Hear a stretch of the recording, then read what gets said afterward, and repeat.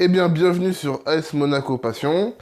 Je voulais vous faire une présentation de la chaîne. Alors, comme vous vous en doutez, hein, ça va parler de l'AS Monaco, bien évidemment. Donc, je me suis rendu compte que sur YouTube, il n'y avait pas de chaîne, à part la chaîne officielle du club, encore, qui je trouvais assez mal gérée. Il n'y avait pas de chaîne, voilà, sur l'AS Monaco, et je m'étais dit, en tant que supporter, voilà, passionné, ça fait 20 ans que je suis ce club. Je m'étais dit pourquoi pas faire une chaîne qui parle de l'actualité de l'AS Monaco, mais surtout, voilà, faire les débriefs d'après-match, parce que je regarde tous les matchs, hein. C'est très rare quand j'en rate un, mais bon, je préviendrai si jamais ça arrive, mais on va essayer que ça n'arrive pas.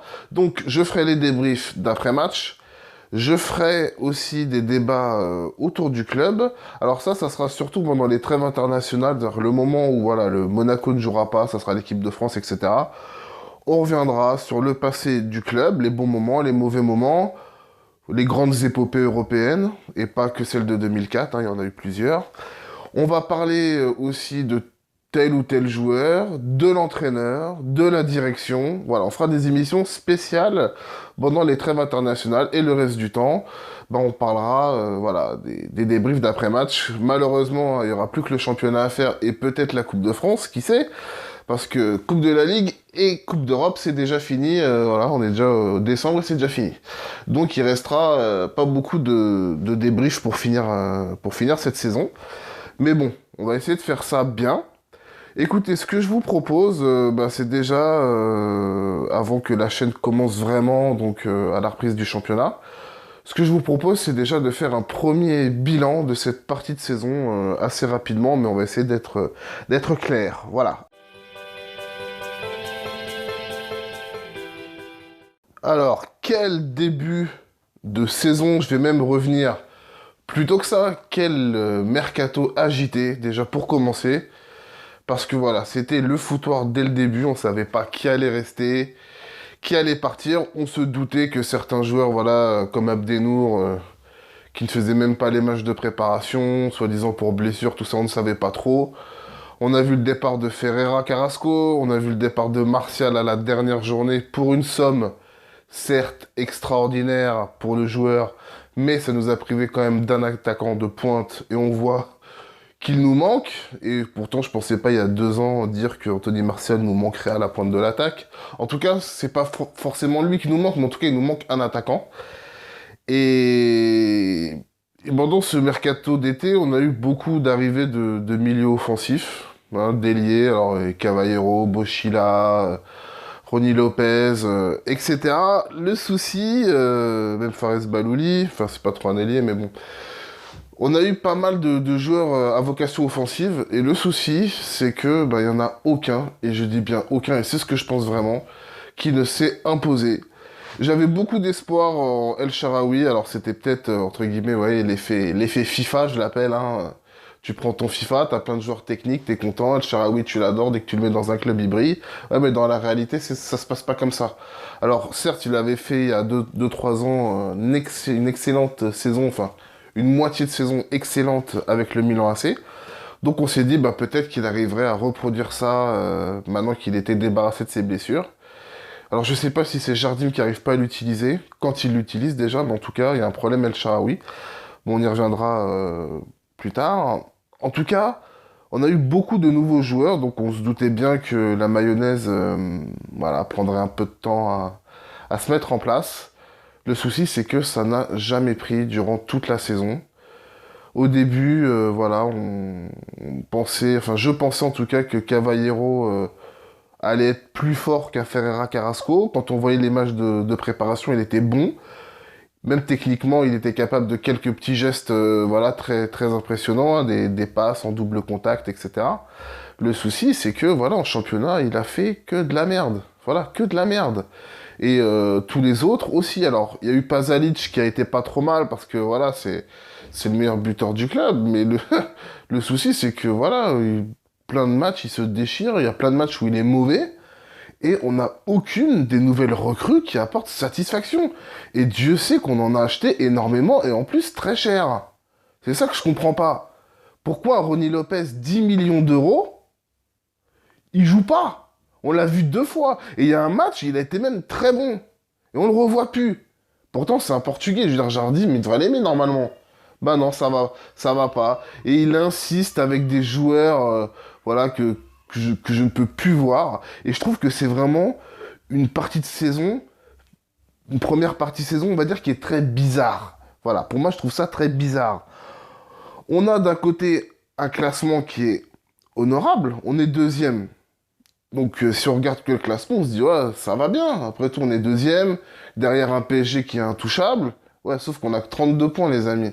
32 points, tu multiplies ça par 2, pour te faire une moyenne, ce qu'on aura à la fin de saison, c'est 64 points. Avec Ranieri, on a eu plus de 80 points quand on avait fini deuxième. Et moi, je suis persuadé qu'en restant comme ça, avec ce niveau de jeu-là, on sera pas deuxième à la fin de saison. Faut pas rêver. C'est un miracle qu'on soit deuxième, là. Un miracle. Donc, qu'est-ce qu'on fait? Ben, moi, je veux vous dire, qu'est-ce qu'on doit faire? Et ce que j'attends surtout de la direction du club de Vadim Vassiliev, c'est déjà un peu investir, mais investir intelligemment. Arrête de me prendre des joueurs no-name, hein, qui sortent de l'équipe B de je sais pas d'où, ou des mecs en prêt, des mecs qui jouent jamais au niveau. Prends-moi des joueurs confirmés, quitte à ce qu'ils soient un peu plus âgés. Mais le problème, c'est que dans ce club, ils veulent faire du bénéf. C'est ça qui s'est passé cet été. Ils ont pris plein de jeunes joueurs en se disant sur tous les joueurs qu'on a pris, si on a un ou deux qui flambent, on fera une plus-value. Moi, c'est ça que je pense. Mais le souci, c'est que ça marchera pas comme ça. On voit les tauliers du club, on voit qu'ils régressent. On voit que Toulalan, c'est plus le Toulalan de l'année dernière ou d'il y a 2 ans. On commence tous à avoir des doutes sur Souba. Donc à partir de là, qu'est-ce qu'on fait? Si les cadres commencent à déconner, et j'ai oublié même de dire Ragui, si on voit que les cadres sont plus au niveau, et que les jeunes, qui doivent amener de la fraîcheur, voilà, de l'envie, de l'enthousiasme, ils sont pas au niveau aussi. Bah, qui c'est qui va nous sortir de cette piètre qualité que je vois à chaque match, que ce soit en termes de passes, en termes d'allant? Vous voyez, il y a un problème quand même dans cette équipe d'envie. Et j'ai peur qu'ils se satisfassent de cette deuxième place avec ce style de jeu-là et que Jardim essaie de continuer, voilà, essaie d'être bien en place, mais sans trop chercher à faire le jeu. Parce que c'est ça qui se passe. On fait pas le jeu. Et quand on tombe sur des équipes qui vraiment, eux, nous rentrent dedans, c'est terminé. Je veux dire, on l'a vu contre Tottenham, on l'a vu contre Bordeaux, où, voilà, je me rappelle, Bordeaux, et quand je dis Bordeaux, c'est en championnat et en Coupe de la Ligue. Parce que moi, je me rappelle, bon là, on a tous le match de Coupe de la Ligue, voilà, dans les esprits, mais moi, je me rappelle aussi le match de championnat où Kazri, il nous a fait l'amour tout le match, à faire des courses de 30-35 mètres. Et ça, c'est pas normal. Sincèrement, c'est pas normal. Et puis, quand on joue avec Lassina Traoré devant, que le peu d'occasions qu'on arrive à se créer et qu'on compte sur un mec comme lui pour les mettre au fond, c'est ridicule. C'est ridicule. C'est dommage que j'ai pas commencé la chaîne plus tôt parce que j'avais tellement de choses à dire sur certains joueurs, sur certains matchs, notamment le match contre 3 ou voilà l'histoire du penalty de Lassina. Enfin, j'avais tellement de choses à dire, mais bon, on va pas revenir là-dessus, hein, on fait pas le passé. En tout cas, il faut vraiment, je pense, pour la deuxième partie de saison, il nous faut un attaquant de pointe, mais un mec voilà, qui a une moyenne de 10-15 buts par an, quoi. Je veux dire, un mec qui est capable de... Putain, un Gamero, ça aurait été parfait, vous voyez, un mec qui sait mettre des buts, parce que Carrillo, Traoré, voilà, c'est des mecs, alors, j'ai envie de dire un peu le même profil, mais vous voyez, dans le sens un peu de remiseur, mais c'est pas des mecs qui vont prendre la profondeur, la vitesse, quoi. Quand Lassina, il essaie de faire une course, putain, faut arrêter. Non, mais c'est pas possible. Franchement, c'est pas possible. Donc il nous faut, je pense, un attaquant confirmé, surtout de la stabilité au milieu de terrain, que Jardim se décide avec ses putains de titulaires, et qu'il leur fasse confiance. Voilà, ça c'est ce que je pense aussi. Et il nous faut un défenseur, parce que là, le départ d'Abdenour nous a fait trop mal. Donc voilà, ça ressemble plus à un coup de gueule, voilà, qu'un vrai, voilà, bilan de la mi-saison. Mais bon, ça m'a un peu énervé, sincèrement, voilà, cette première partie de saison m'a pas mal énervé. Donc je sais très bien que s'il n'y a pas de changement, on va droit dans le mur. Donc j'espère que la direction fera ce qu'il faut. En ce qui concerne le cas El Shaarawy, ce que je peux dire, c'est que pour moi, je pense qu'il faut prendre le risque. Alors je sais que je vais pas me faire que des amis en disant ça, mais je pense qu'il faut prendre le risque de l'acheter, de lui faire jouer son 25e match pour débloquer l'option d'achat, parce que je pense vraiment que ce mec a un talent pur et qu'il est mal utilisé à l'AS Monaco. Je t'en prie, Vadim, prends-le.